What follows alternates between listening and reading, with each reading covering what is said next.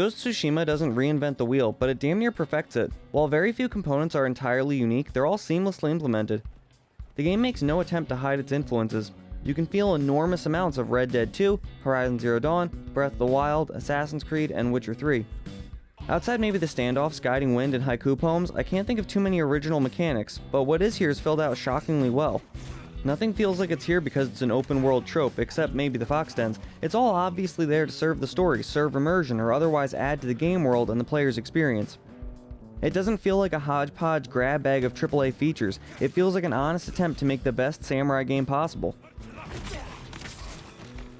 I've always been a fan of the Infamous series and Sucker Punch, but this feels like an enormous step up in terms of storytelling, scale, and most importantly, cohesion.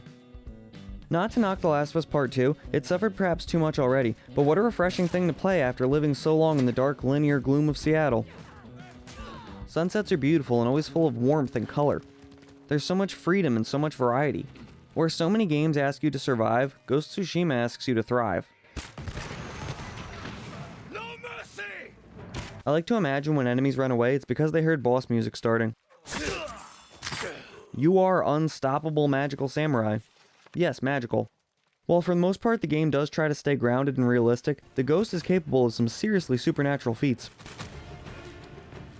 Reflecting arrows is one thing, but how do you explain this?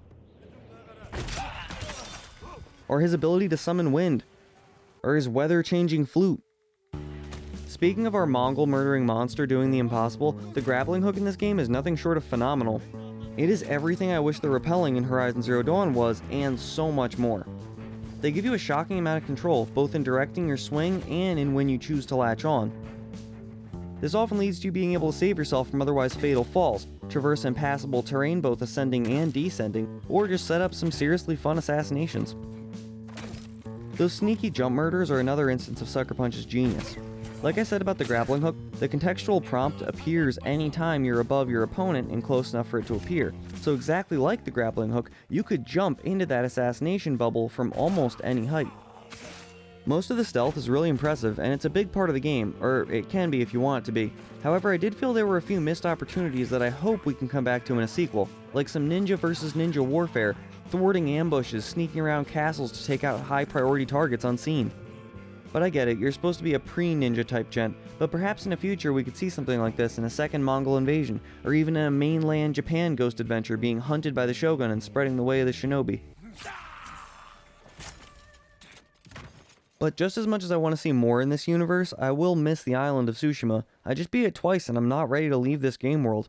I've talked it to death in another video, but it's one of the most visually pleasing and aesthetically interesting games I think I've ever played. I love the overall vibe. They just nail the feeling of being a samurai in a third-person open-world RPG-ish PS4 game. And as we all know, a samurai is nothing without a large variety of swords. Well, actually it's just one katana and tanto the entire game. Nope, no wakizashi.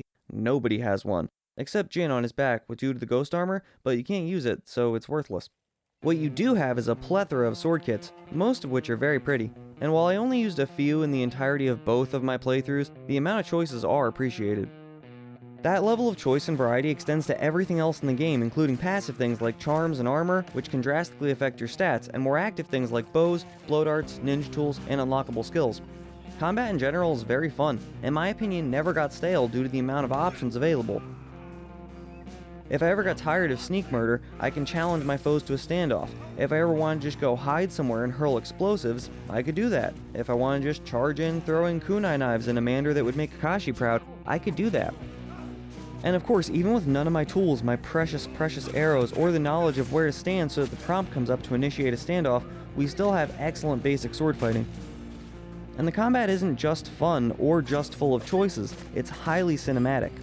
The camera tends to find itself in a pleasant position, or is easily moved to one. Something I never take for granted. It's not possible! That also applies to how much space you have in front of you visible when riding your horse. The player character is never in the way. It's a bit close up and took some getting used to, but I came to appreciate it quite a bit. I don't want to make it sound like the game is entirely perfect, although it kinda almost is. There are some obvious flaws. I got stuck at least 10 or 15 times under floorboards in first-person mode. Side quests, while mostly outstanding, always end in kill those bandits, or kill those Mongolians, or kill those guys in straw hats. Mythic quests, again, amazing, and something I feel is actually one of the coolest aspects of the entire game, can get pretty boring when you're just wandering around landmark to landmark. And that one in the snow on Mount Jigaku where your screen keeps freezing over, how am I supposed to find the next fire that sometimes hasn't even been lit yet if you slowly obscure more and more of my screen? Just take the health away, don't give me a migraine. But again, back to the positivity train. I mostly love all the quests. The writing is impressive, especially within the main narrative, and the characters are lovable. Even the tragedy machine that is Norio. A bad storm slowed us to a crawl. Stopped at a farm to sleep a few hours. I woke to screams. The main house on fire. I didn't know he was behind me until I heard him cry out. By the time I turned around, he was dead.